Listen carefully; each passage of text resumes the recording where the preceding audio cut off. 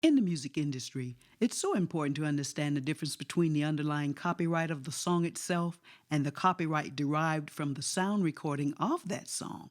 It can get confusing, so I hope this tip today helps to clear it up. When music is composed, including the melody and the lyrics, a song is created.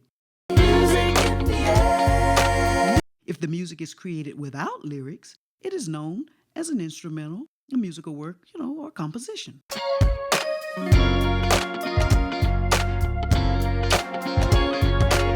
So for the sake of this tip, we'll use the term song to represent both, whether it has lyrics or not.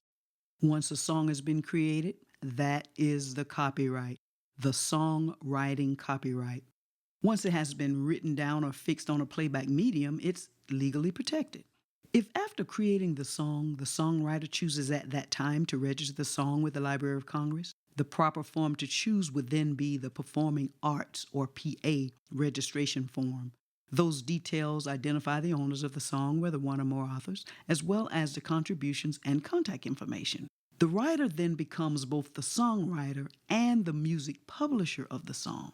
In other words, the songwriter controls all of the rights to the song. Always treat intellectual property with great care. It is the fuel of the music industry. So let's look at the sound recording copyright. To better understand this, let's use a scenario. An artist heard your song and wants to record it. You agree and take one of the rights of that song and allows the artist to record and distribute the song to the public for sale. They get with a producer and the artist records your song. That recorded version of the song is the sound recording copyright of that song. Well, who owns the sound recording copyright? It depends. If you choose to record your own song, then you would be the sound recording copyright owner as well. If the artist you licensed the song to was signed to a record label, then the record label would own the sound recording copyright.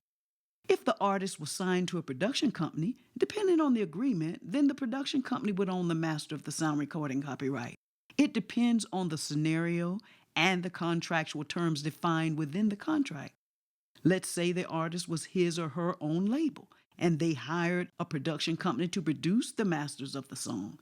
Then the artist would own the master or the sound recording copyright.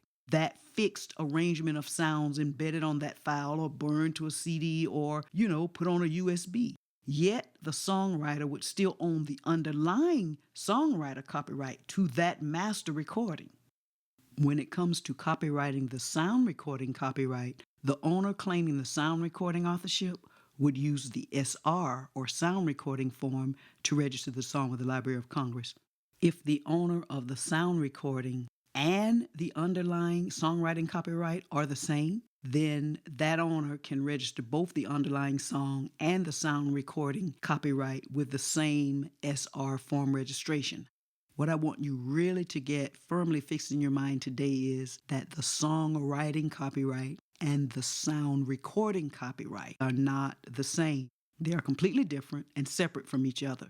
They could be owned by the same person or by different owners, as we previously discussed.